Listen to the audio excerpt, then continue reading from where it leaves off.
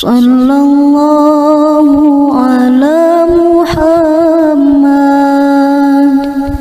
Sallallahu alaihi wasallam.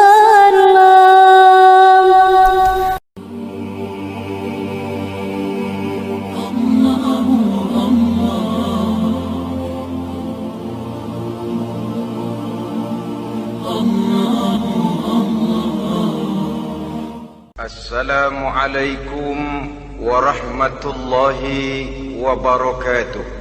Waalaikumsalam warahmatullahi wabarakatuh. Bismillahirrahmanirrahim. Alhamdulillahi rabbil alamin. Wassalatu wassalamu ala ashrafil anbiya'i wal mursalin, imamil muttaqin, sayyidil ghurril muhajjalin, wa ala alihi wa ashabihil mujahidin at-tahirin, amma ba'du.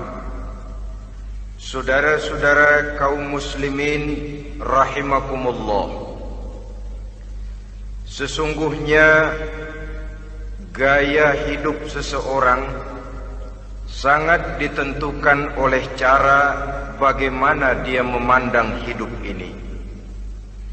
Dengan kata lain, bagaimana seseorang memandang hidup, begitulah dia akan hidup. Oleh sebab itu, untuk mengubah keadaan seseorang, harus diawali lebih dahulu dengan mengubah caranya memandang kehidupan ini. Itulah sebabnya dalam surah Ar-Ra'd ayat 11, Allah Subhanahu wa ta'ala menjelaskan, Innallaha la yughayyiru ma biqaumin hatta yughayyiru ma bi anfusihim. Allah Subhanahu wa ta'ala tidak akan mengubah nasib dan keadaan satu kaum sampai kaum itu berusaha mengubah apa yang ada di dalam diri mereka sendiri. Yang ada di dalam diri itu tentu tidak lain adalah rule of thinking, bahasa kerennya state of mind, kata orang Kulon, cara berpikir, cara memandang kehidupan yang akan sangat mewarnai cara orang menjalani kehidupan itu sendiri. Oleh karena itu, pada pertemuan kali ini kita akan membicarakan tentang dasar dan tujuan hidup dari seorang muslim di dalam kehidupan ini. Yang pertama, tentang dasar dan landasan hidup. Seorang muslim tak dapat lain mendasarkan kehidupannya dengan Islam. Di dalam mendasari kehidupan dengan Islam ini, Allah Subhanahu wa ta'ala menuntut, Ya ayyuhalladzina amanu dkhulu fis silmi kafah. Hai orang-orang yang beriman, masuklah kamu ke dalam Islam itu secara total, secara utuh, secara seluruhnya. Jangan separuh-separuh, jangan sepotong-sepotong. Mendasari hidup dengan Islam artinya menjadikan Islam sebagai way of life, sebagai rule of thinking, sebagai state of mind di dalam kita memecahkan problema-problema kehidupan, sehingga tidak satu persoalan hidup yang bagaimanapun kecilnya sekalipun yang tidak tersentuh oleh nilai-nilai ajaran agama Islam ini. Kemudian di dalam mendasarkan hidupnya dengan Islam, ia mempunyai satu keyakinan. Pertama, Islam sebagai dasar hidupnya adalah agama yang sesuai dengan fitrah daripada manusia. Allah Subhanahu wa ta'ala pencipta manusia. Allah Subhanahu wa ta'ala yang menurunkan agama Islam. Oleh sebab itu, tentu saja seluruh konsepsi Islam ini sudah diukur sedemikian rupa sesuai dengan kemampuan yang dimiliki oleh manusia. Secara logika bisa kita katakan, pabrik mobil di Jerman misalnya bikin mobil namanya Mercy. Seiring dengan itu dikeluarkannya buku petunjuk. Mobil ini bernama Mercy, kecepatan maksimal sekian ratus kilometer per jam, daya angkutnya sekian ratus kilogram. Kalau rusak memperbaikinya ini, onderdilnya itu umpamanya.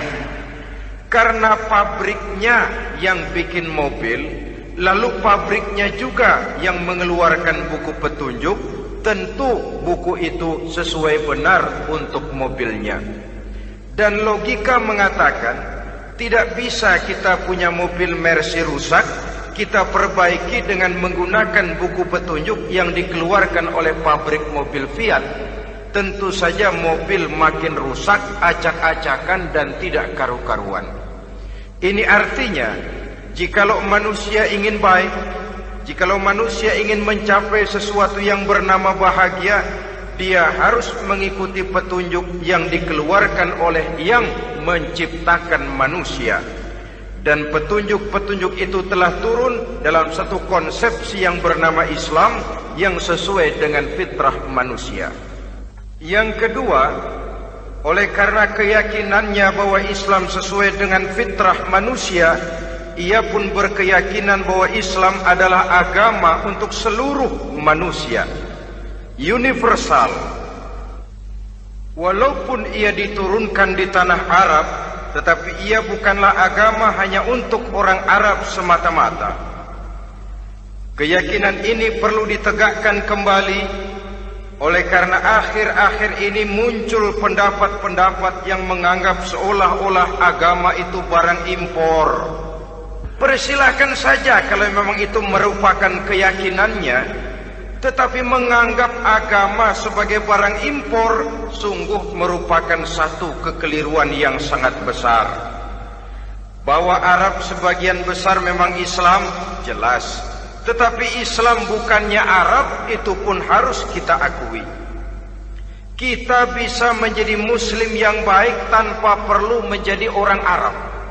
Dengan kata lain, kita bisa menjadi Muslim yang baik dengan tetap menjadi warga negara Indonesia yang baik.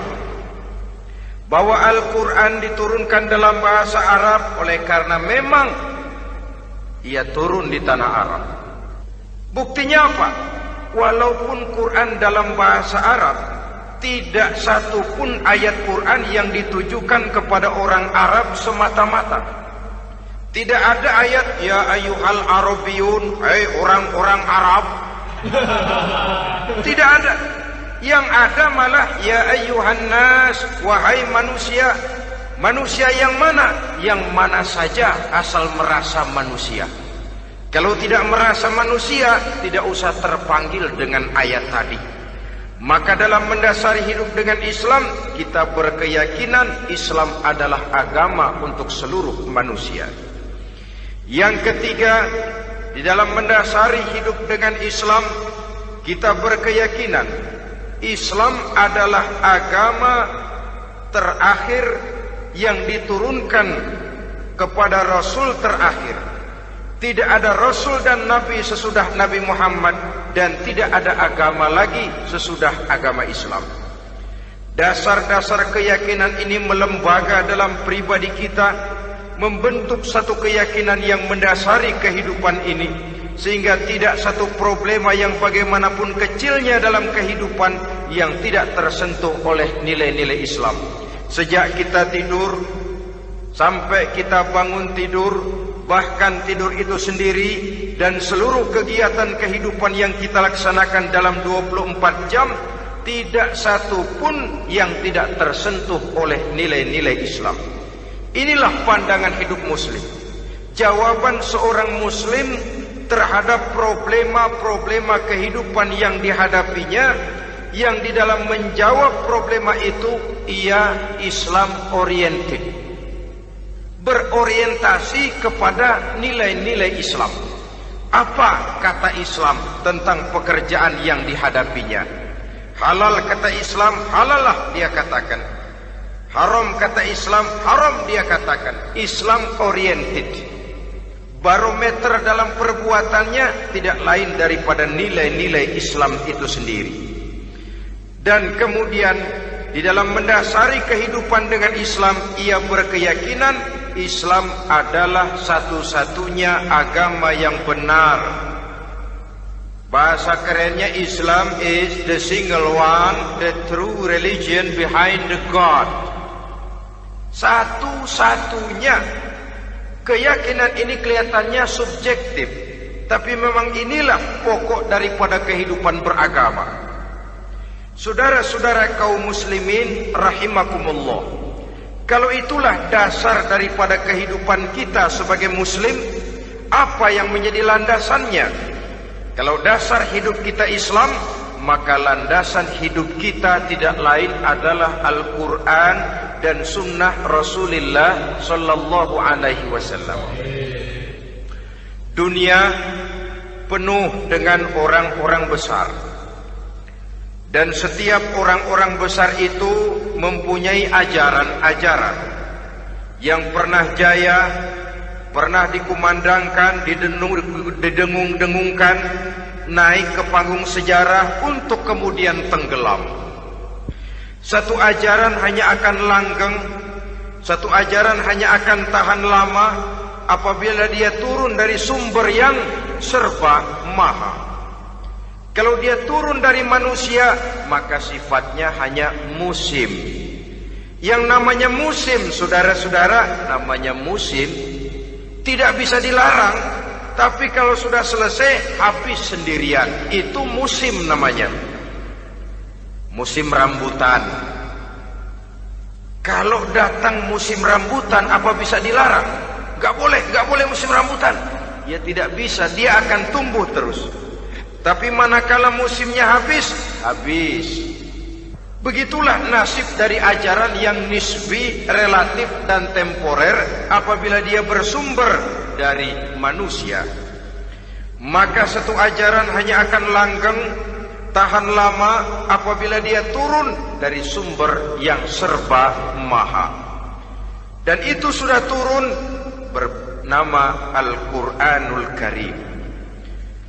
Sedangkan sunnah, saudara-saudara, merupakan penjelasan dari apa yang oleh Quran tidak dijelaskan dalam bentuk yang detail, melengkapi apa yang oleh Al-Quran hanya disebutkan dalam bentuk garis besarnya saja. Baik Quran maupun sunnah kita sebut merupakan dasar, landasan yang primer. Sedangkan untuk memahami Quran dan sunnah, kita memerlukan pendapat-pendapat orang yang ahli di bidang itu. Dalam hal ini kita sebut saja dengan ulama. Dan ini merupakan sumber yang sekunder dari landasan hidup kita sebagai seorang muslim. Dua rel ini, Quran dan sunnah, merupakan landasan di mana kereta api Islam ini berjalan. Quran dan sunnah. Saudara-saudara kaum muslimin rahimakumullah, oleh karenanya marilah kita menjadikan Quran dan sunnah ini sebagai imam di dalam kehidupan kita. Bukankah Rasulullah sallallahu alaihi wasallam pernah memberikan pilihan, man ja'alal Qur'ana amamahu qadahu ilal jannah wa man ja'alal Qur'ana khalfahu saqahu ilan nar. Siapa yang meletakkan Quran di depannya, dijadikannya Quran sebagai imam dan dia sebagai makmum, maka Al-Quran akan membimbing dia ke surga. Ya, surga di dunia ini, lebih-lebih lagi surga di akhirat nanti. Sebaliknya, وَمَنْ جَعَلَ الْقُرْآنَ خَلْفَهُ, siapa yang meletakkan Quran di belakangnya, dia belakangi ajaran dan konsepsi Al-Quran, dia tinggalkan perintah-perintah Al-Quran, maka Al-Quran yang di belakanginya itu akan mendorong dia ke neraka. neraka dunia, lebih-lebih neraka di akhirat nanti. Pilihan terserah kita. Jikalau kita mau menjadikan Quran sebagai imam, artinya kita menjadi makmum. Resikonya dimanapun makmum wajib ikut imam. Imam takbir, makmum takbir, imam ruku, makmum ruku, imam i'tidal, makmum i'tidal. Jikalau Quran imam kita dan kita adalah makmum, maka itu berarti jikalau ke barat komando Quran, ke barat kita pergi. Jikalau ke timur kata Quran, ke timur kita menuju. Jikalau halal kata Quran, halal kita katakan.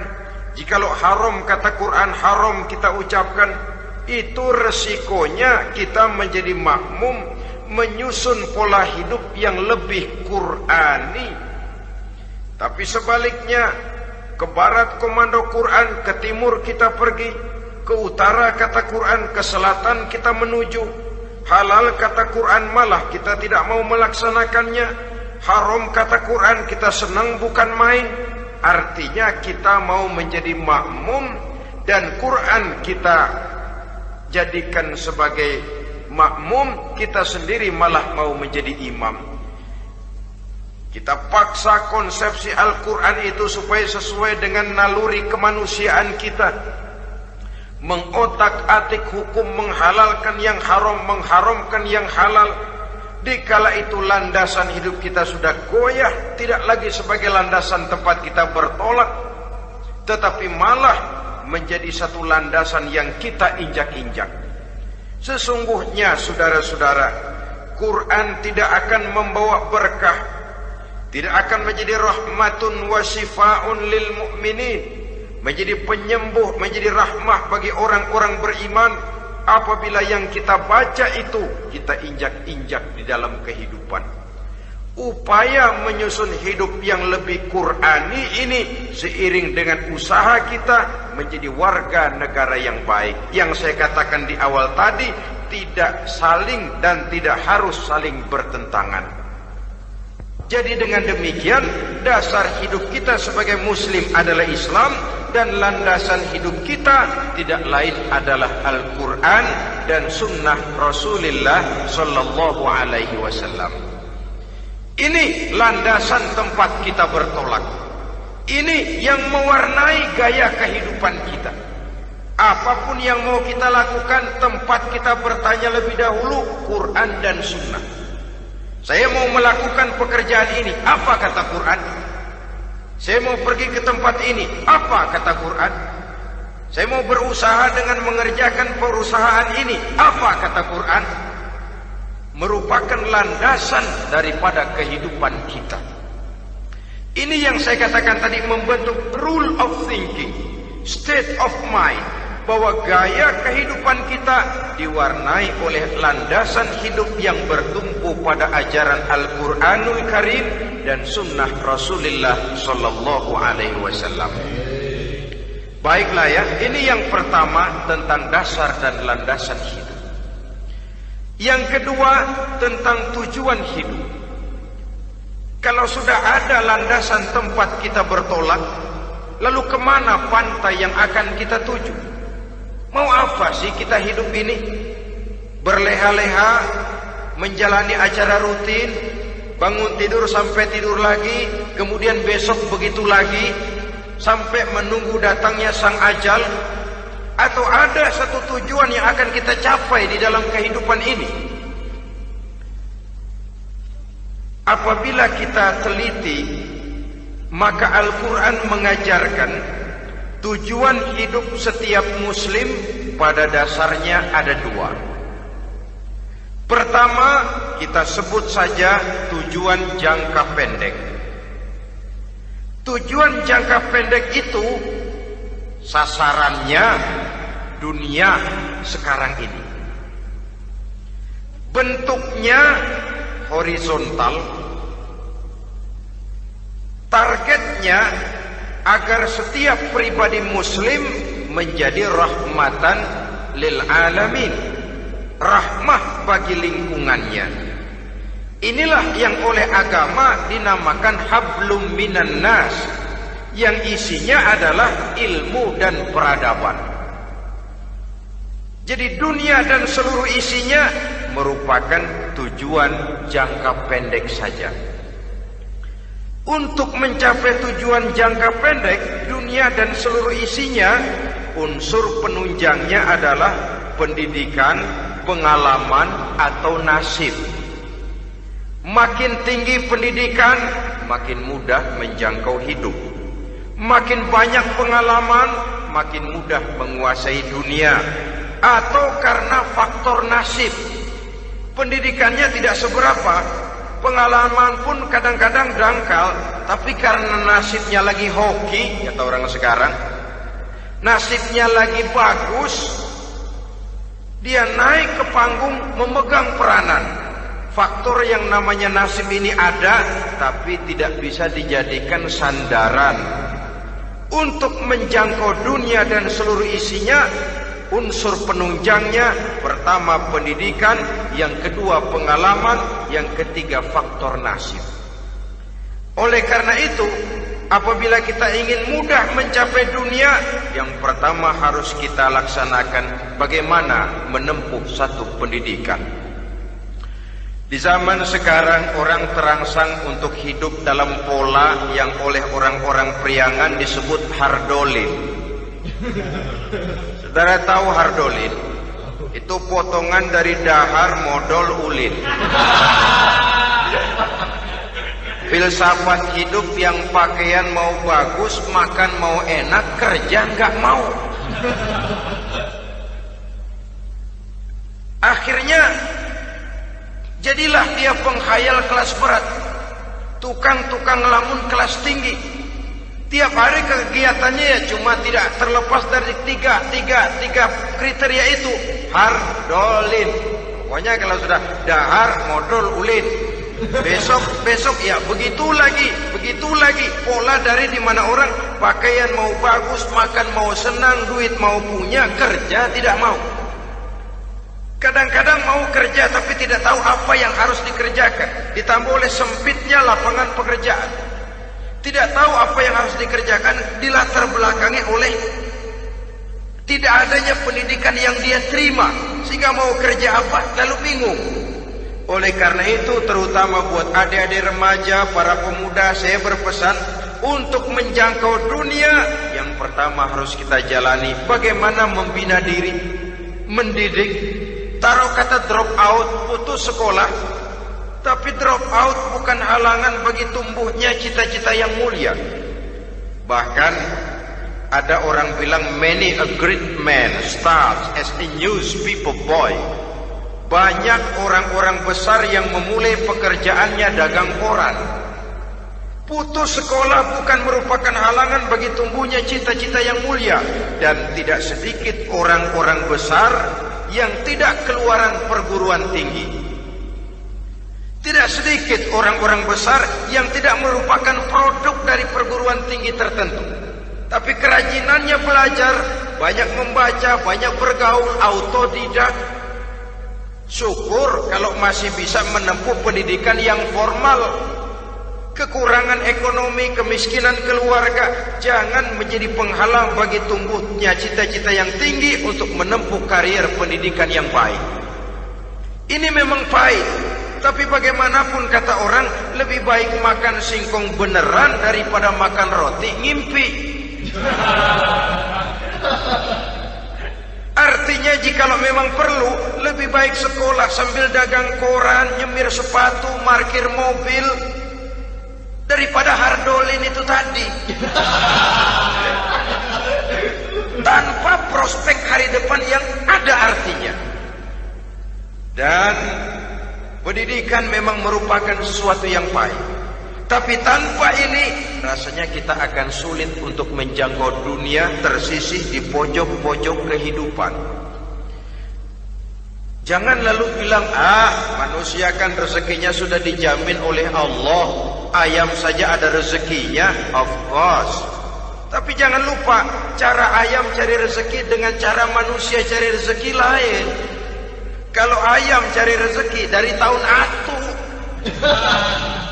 Modalnya cuman ceker sama patok kalau ayam mah.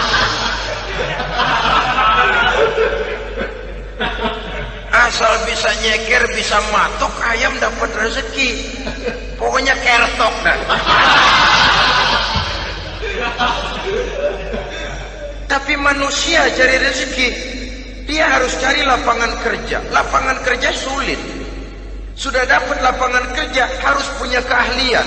Untuk memperoleh keahlian, harus dengan pendidikan. Berhadapan lagi dengan saingan-saingan. Karena pasaran tenaga kerja tiap tahun puluhan, kalau tidak ratusan ribu pasaran tenaga kerja yang masuk lapangan kerja.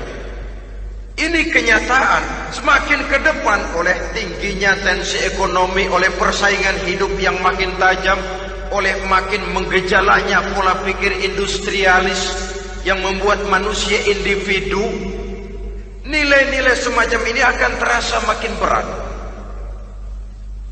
Oleh karenanya, tanpa pendidikan sulit untuk menjangkau dunia. Yang kedua, pengalaman, tenaga expert.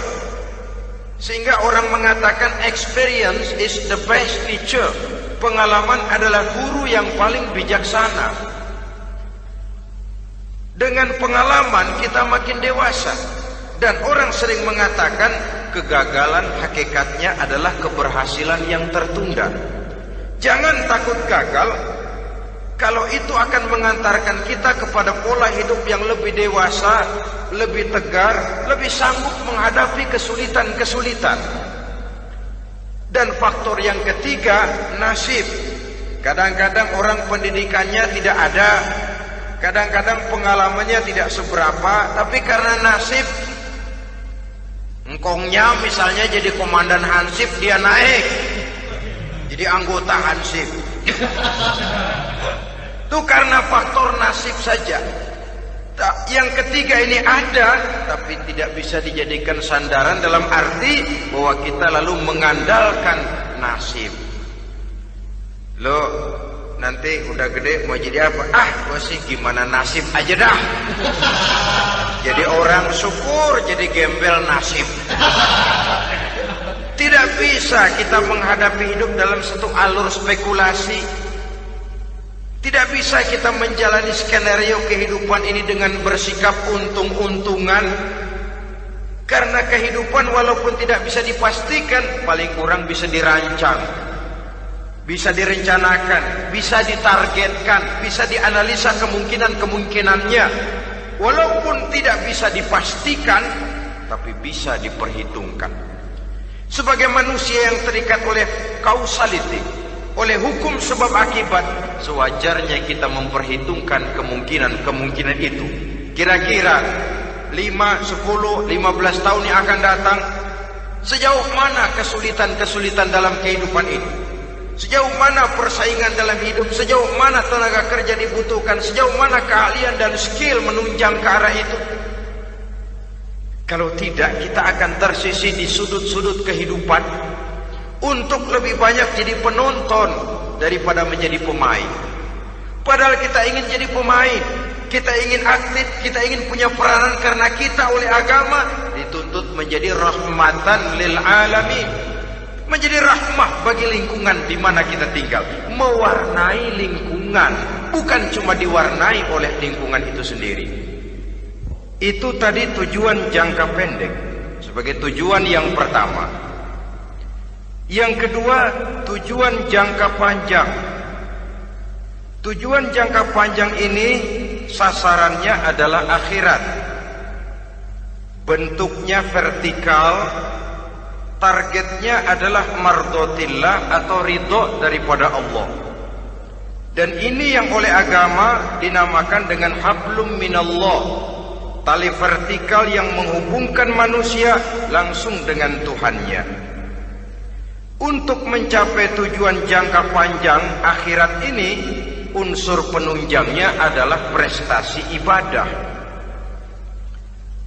Kalau untuk tujuan jangka pendek, dunia dan seluruh isinya, pendidikan, pengalaman, dan nasib memegang peranan yang sangat penting, maka untuk akhirat pendidikan, pengalaman, nasib tidak punya pengaruh banyak. Unsur penunjangnya adalah prestasi ibadah.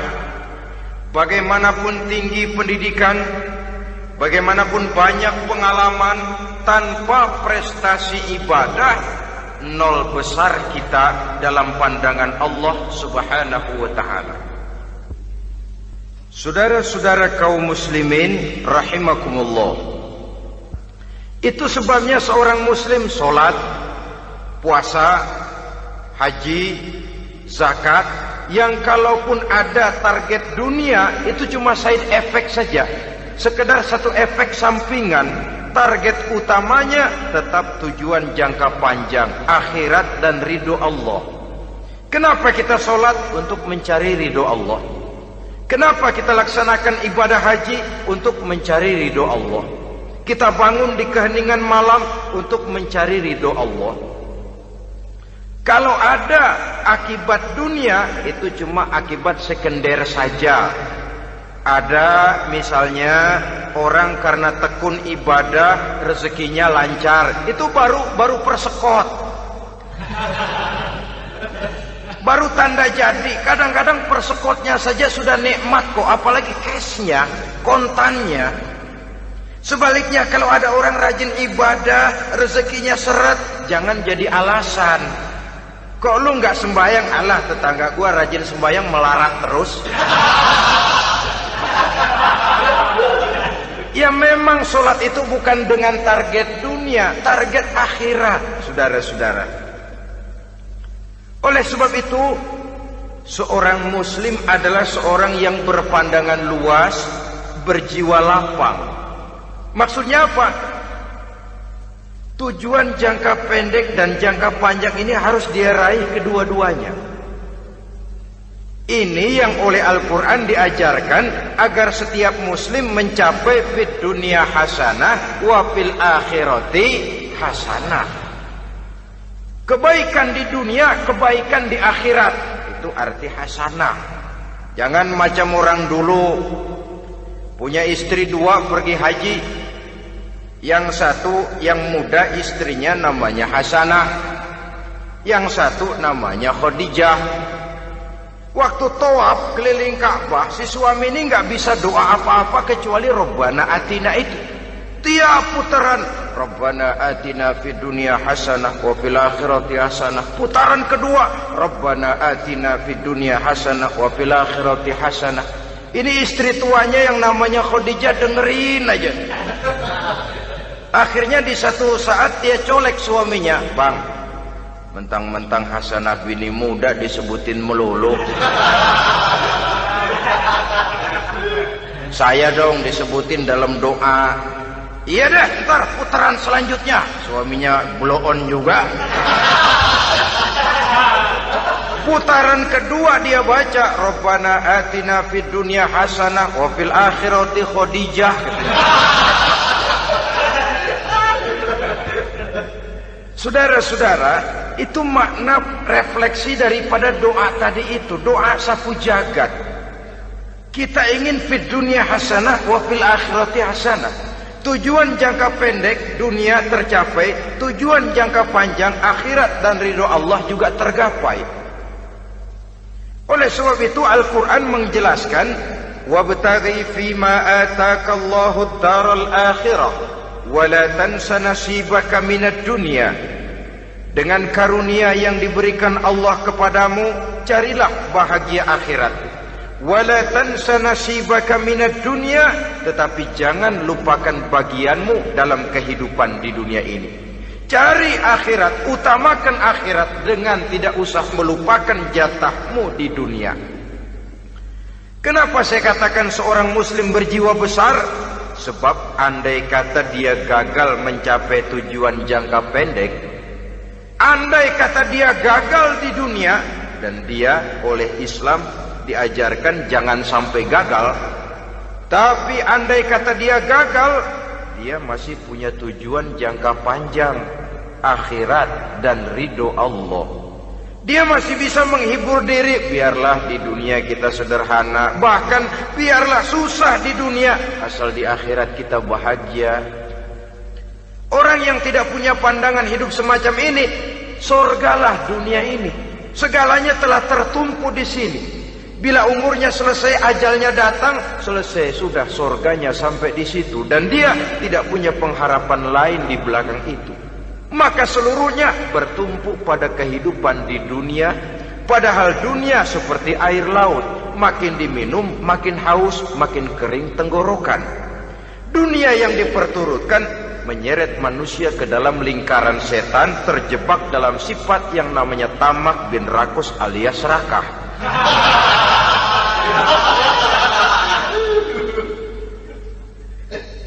Andai kata dia gagal untuk tujuan jangka pendek, dia masih punya tujuan jangka panjang, akhirat. Dia masih sanggup berkata, biar di dunia kita sederhana, bahkan biar kebelangsak sengsara susah di dunia, asal di akhirat kita bisa bahagia. Kan masih ada harapan. Yang paling bangpak, paling rusak betul, sudah di dunia sengsara, di akhirat celaka. Di dunia rumahnya gubuk, pinggir kali miring, asal hujan bocor, utang selebar warung. Bayang kagak, ngaji enggak, puasa enggak, saban malam merit mulu. Saudara hadirin yang saya hormati, lalu kapan mau bahagia kalau sudah di sini susah, di sana akan susah juga. Ini yang pertama, seorang muslim, seorang yang optimis, berjiwa besar, luas pandangan. Kegagalan dia dalam jangka pendek tidak menyebabkan dia melupakan tujuan jangka panjang. Yang kedua, positifnya apa? Cara dia mencapai tujuan jangka pendek diwarnai oleh keyakinan adanya tujuan jangka panjang. Dia memang benar cari harta, tapi karena dia yakin ada akhirat, Allah ridho apa tidak? Ini positifnya. Saya memang cari duit, tapi dengan cara ini Allah ridho apa tidak? Saya memang ingin berpakaian yang rapi, tapi dengan tidak menutup aurat begini, Allah ridho atau tidak? Saya memang bergaul menghormati teman, tapi terjebak dalam minuman keras karena menghormati teman, Allah ridho apa tidak? Ini orang yang punya tujuan jangka panjang. Segalanya diberikan bingkai dengan pertanyaan, Allah ridho atau tidak? Keyakinannya terhadap tujuan jangka panjang mewarnai gaya hidupnya di dunia ini, mencapai tujuan jangka pendek tadi. Mau minum, Allah ridho apa enggak ini? Mau makan, yang saya makan Allah ridho apa enggak ini? Pendeknya apapun yang mau dia kerjakan, karena dia punya keyakinan tujuan jangka panjang, dia selalu menimbang terhadap ridho Allah tadi. Jadi tanpa prestasi ibadah, kita nol besar dalam pandangan Allah. Ini nilai manusia yang hakiki di sini. Ini makna inna akramakum indallahi atqakum. Di akhirat nanti kan tidak pernah akan disidang, kamu pendidikan setinggi apa? Tidak. Gelarmu berapa renteng? Profesor, doktor? Tidak. Akhirat hanya menyidang kau sholat atau tidak, kau puasa atau tidak, kau zakat atau tidak. Diberikan kamu harta yang banyak, dari mana kau dapat, kemana kau belanjakan. Prestasi ibadah itu yang ditanya. Setinggi apa pendidikan, sebanyak apa pengalaman, no problem, tidak jadi masalah di akhirat itu. Prestasi ibadah itu yang akan kita persembahkan di hadapan Allah. Itu makna inna akramakum indallahi atqakum. Kerbau dinilai dari dagingnya, makin gemuk makin mahal harganya. Tapi ada perkutut lebih mahal dari kerbau. Perkutut itu mahalan mentahnya loh daripada matangnya. Karena harga perkutut pada suaranya. Lalu di mana harga manusia yang paling gemuk? Tidak. Suaranya, oh kalau manusia dinilai dari suaranya, barangkali Madonna nomor awal masuk surga. Hanyalah dengan prestasi ibadah kita bisa mencapai tujuan jangka panjang, akhirat dan ridho Allah. Nah, baiklah ya. Kalau sudah jelas bahwa kita punya dua tujuan jangka hidup, jangka pendek dan jangka panjang, bagaimana Islam mengajarkan kita meraih dua ini? Pada prinsipnya Islam mengajarkan sistem keseimbangan. Dalam berbagai aspek kehidupan, keseimbangan ini nampak dengan nyata diajarkan oleh agama kita. Seperti ayat yang saya bacakan tadi. Dengan karunia yang diberikan Allah kepadamu, cari negeri akhirat, tapi jangan lupakan bagianmu di dunia ini. Dalam bentuk yang lebih nyata, bekerjalah untuk duniamu seolah kau akan hidup buat selamanya, tapi bekerjalah buat akhiratmu seolah kau akan mati besok. Manifestasinya dalam kehidupan, misalnya orang kaya diperintah membantu yang miskin, tapi orang miskin dianjurkan berusaha. Jangan mengandalkan hidup kepada yang kaya, seimbang. Kamu kaya, betul Pak, bantu yang miskin. Kamu miskin, iya Pak, berusaha. Seimbang. Tuan rumah diwajibkan menghormati tamu, tamu diwajibkan tahu diri, seimbang. Jadi bagaimana kalau sudah kita bekerja di sawah, di ladang, di pasar, di kantor, anggap kita akan hidup selamanya agar timbul gairah kerja. Tapi kalau sudah sholat, anggap kita akan mati besok supaya timbul khusyuknya. Nah, titik tekannya di mana? Stresnya itu. Walaupun Islam mengajarkan sistem keseimbangan, tapi Al-Quran tetap menggarisbawahi walal akhiratu khairul laka minal, bahwa bagaimanapun seimbangnya, akhirat itu lebih utama daripada dunia. Bagaimana implementasinya? Kata orang-orang tua, kalau kita menanam padi, rumput pasti tumbuh, tapi nanam rumput jangan mimpi tumbuh padi. Maksudnya apa? Kalau satu perbuatan kita niatkan karena Allah, dunianya pasti ikut. Tapi kalau satu perbuatan diniatkan karena dunia semata-mata, akhirat akan hilang. Sebab itu, biasakanlah berbuat sesuatu baik untuk tujuan jangka pendek, lebih-lebih untuk tujuan jangka panjang, dengan motif lillahi ta'ala. Jadi saya ulangi, satu perbuatan kalau sudah diniatkan karena Allah, dunia biasanya ikut.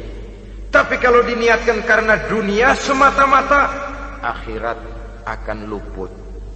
Padahal itu titik tekannya, walal akhiratu khairul laka minal ula. Saudara-saudara kaum muslimin rahimakumullah, ini tujuan hidup.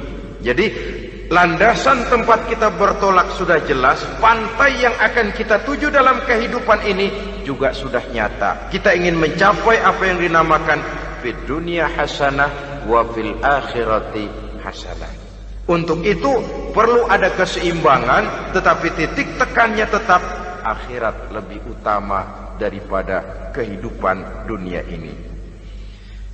Sekarang kalau sudah ada dasar hidup, sudah ada tujuan yang akan kita capai, tentu harus ada alat untuk mencapainya.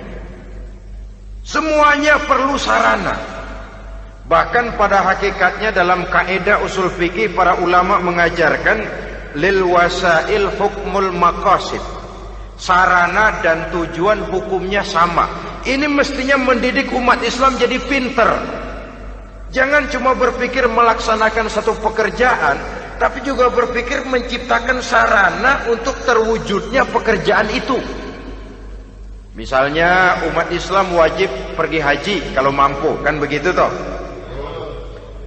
Kalau dia umat Islam Indonesia, tentu pergi hajinya ke Mekah. Mekah, Jeddah, Mekah, Indonesia perlu sarana angkutan untuk sampai ke sana. Kapal laut, kapal udara. Artinya umat Islam harus maju di bidang teknologi, bisa menciptakan pesawat, bisa menciptakan kapal laut, sarana yang akan menyampaikan dia untuk bisa melaksanakan ibadah haji. Selama ini kita bertumpu kepada pemikiran, pokoknya kan yang penting gue pergi haji pakai apa kayak gue punya duit. Dari segi pribadi memang barangkali begitu. Tapi sebagai umat yang harus mencapai kemajuan, apabila diperintahkan melaksanakan sesuatu, kita pun hakikatnya dituntut menciptakan sarana untuk menunjang pelaksanaan sesuatu itu sendiri. Agama mengajarkan an-nazafatu minal iman, kebersihan sebagian daripada iman. Siapa yang menciptakan mesin cuci, sabun-sabun keras, deterjen, rinso dan lain sebagainya? Siapa yang menciptakan air condition, pembersih ruangan? Kita hanya berpikir pokoknya kan bersih, mau pakai apa kek. Kita jarang yang berpikir kepada pewujudan teknologi modern untuk menerjemahkan hadis itu. Syukurlah belakangan ini sudah muncul teknokrat-teknokrat muslim yang dijiwai oleh semangat Al-Quran, membuka tabir rahasia konsepsi Islam di lapangan teknologi modern, yang makin lama makin menunjukkan tuntutan kebutuhan daripada umat itu sendiri.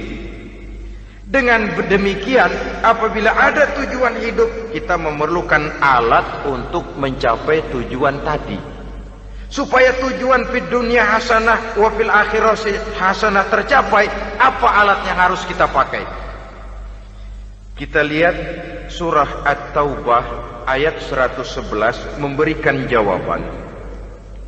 Innallaha ashtara minal mu'minina anfusahum wa amwalahum bi anna lahumul jannah. Sesungguhnya Allah telah membeli dari orang-orang beriman diri mereka, harta mereka, bahwa sesungguhnya bagi mereka adalah surga. Coba kita simak ayat ini sejenak, akan nampak dengan jelas bahwa ayat ini hakikatnya merupakan satu transaksi yang nyata benar antara kita dengan Allah. Transaksi jual beli sudah terjadi, dan itu langsung dengan Allah, tertuang dalam pernyataan Quran. Pembeli Allah, penjual kita orang-orang beriman, dagangannya adalah anfus dan amwal, harganya adalah surga. Itu sudah tanda tangan pernyataan kita siap jual beli ya Allah. Apalagi baiat kita apa? Inna solati wa nusuki wa mahyaya wa mamati lillahi rabbil alamin. Solatku, ibadahku, hidup dan matiku cuma untuk Allah Tuhan seluruh sekalian alam. Minimalnya 5 kali sehari semalam baiat ini kita ulang dan kita ulang. Kenapa lalu kita tidak konsekuen? Dalam konteksnya dengan persoalan, maka alat hidup kita itu ada 2. Pertama, anfus. Ini bentuk mufrad dari jamaknya, bentuk jamak dari mufrad nafsun. Biasa diterjemahkan dengan diri. Yang dimaksud dengan diri adalah kepribadian. Yang dimaksud dengan kepribadian ialah kekayaan yang kita miliki dalam kepribadian kita. Artinya bisa tenaga, pikiran, konsep, gagasan, wewenang, ide, pangkat, jabatan, kemampuan, keahlian, skill, itu semuanya masuk ke dalam anfus, diri. Sedangkan amwal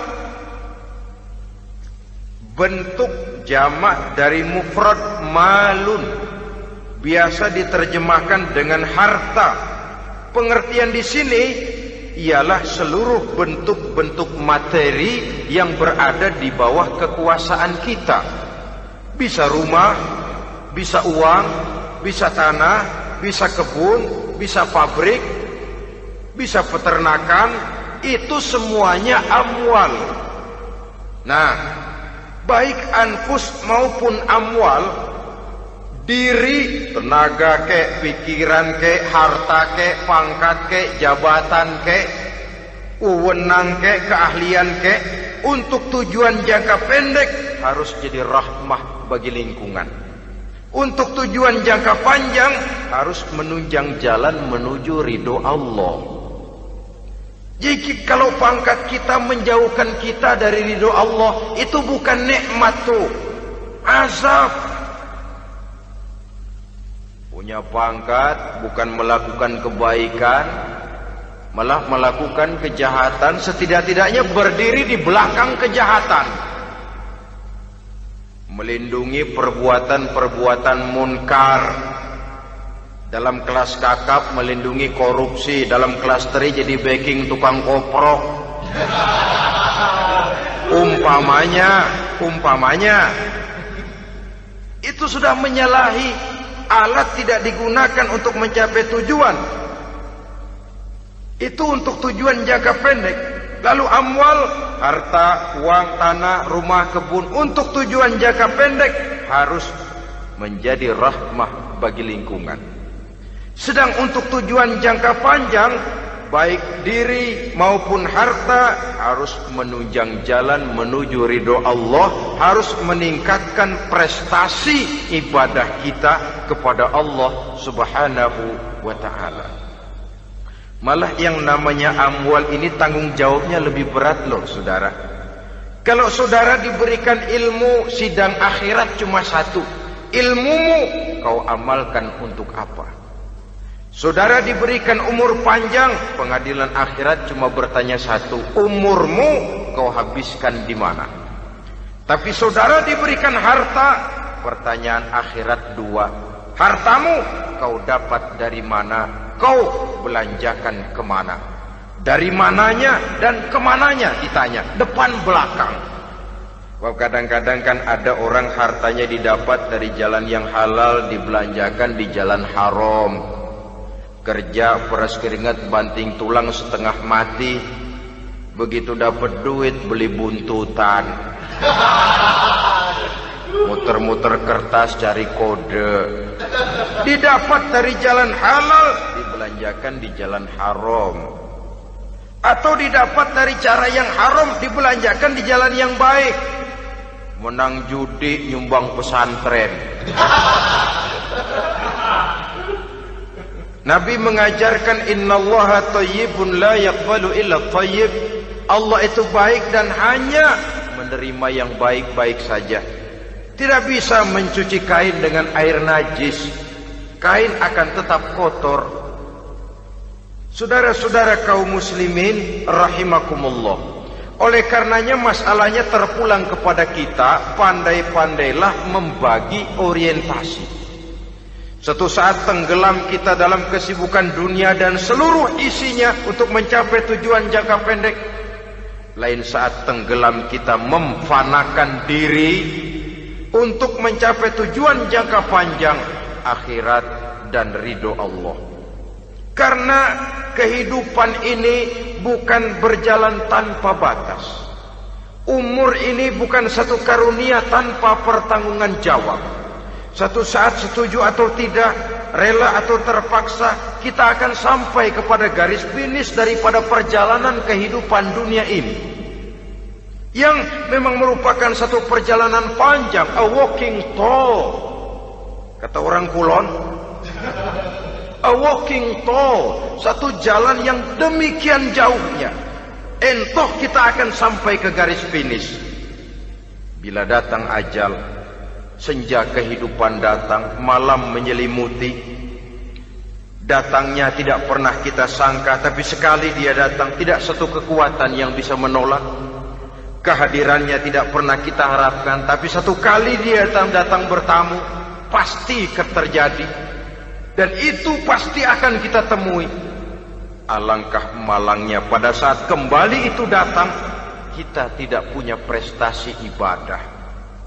Lalu apa artinya prestasi dunia? Apa artinya tujuan jangka pendek kalau kita harus kehilangan tujuan jangka panjang?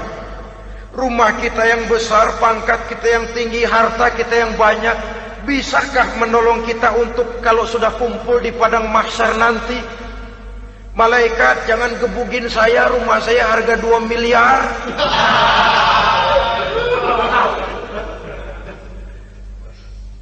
Sudahlah malaikat, damai saja, itu Rolls Royce saya.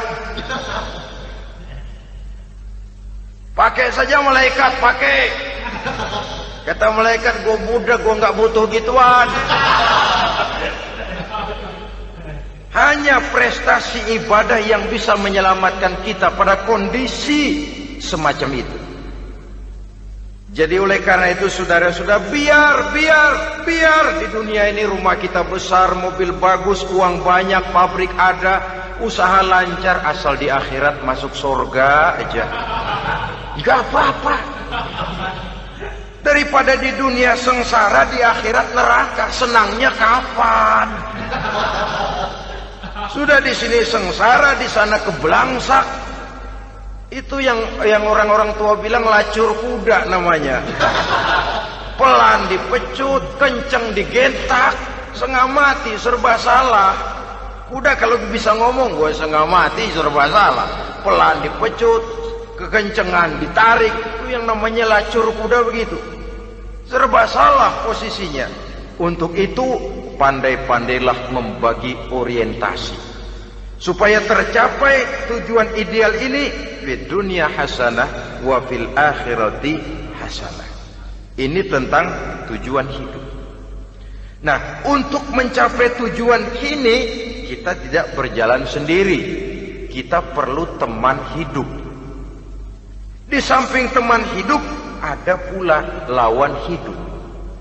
Siapa teman hidup kita untuk mencapai tujuan hidup ini?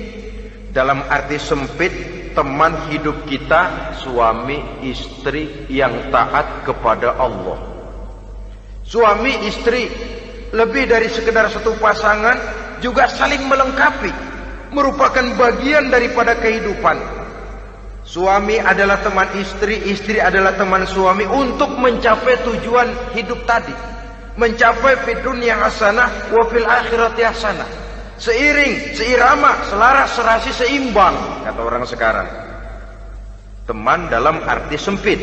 Adapun teman dalam arti luas, setiap orang yang pandangan hidupnya sama dengan kita, setiap orang yang akidahnya sama dengan kita, terlepas dari suku bangsa apapun, warna kulit apapun, bahasa apapun, jikalau keyakinannya sama, pandangan hidupnya sama, dia adalah saudara kita dalam artian yang luas. Islam tidak kenal teritorial, maka tidak ada itu Islam Jepang. Ya walaupun secara formalnya ada, tapi informal Muslim adalah Muslim, diikat dengan akidah. Itu teman hidup. Lalu lawan hidup siapa? Pertama iblis, dalam segala bentuk dan implementasinya. Yang kedua, setiap orang yang pandangan hidupnya tidak sama dengan kita secara ideologis, itulah lawan hidup kita. Maka yang teman jadikan teman, yang lawan jadikan lawan. Jangan teman dijadikan lawan, lawan dijadikan teman. Itu namanya kopiah dipasang di kaki, pak bakyak naik ke jidat. Wajar kalau kepala lalu jadi benjol. Salah milih teman, salah cari lawan. Salah milih teman, salah cari lawan. Akibatnya kita yang akan susah di kemudian hari nanti. Saudara-saudara kaum muslimin rahimakumullah, oleh karenanya pandai-pandailah dalam hidup ini. Yang teman jadikan teman, yang lawan jadikan lawan. Kalau lawan kita jadikan teman, sementara teman kita jadikan lawan, dan itu yang banyak terjadi dalam praktek kehidupan, kita tidak akan bisa mencapai tujuan. Karena akan tertarung di kaki sendiri. Nah, ini sajalah yang kita bicarakan pada pertemuan kali ini. Mudah-mudahan ada manfaatnya. Terima kasih atas segala perhatian. Mohon maaf atas segala kekurangan. Usikum wa nafsi bitaqwallah. Wassalamualaikum warahmatullahi wabarakatuh. Waalaikumsalam warahmatullahi wabarakatuh.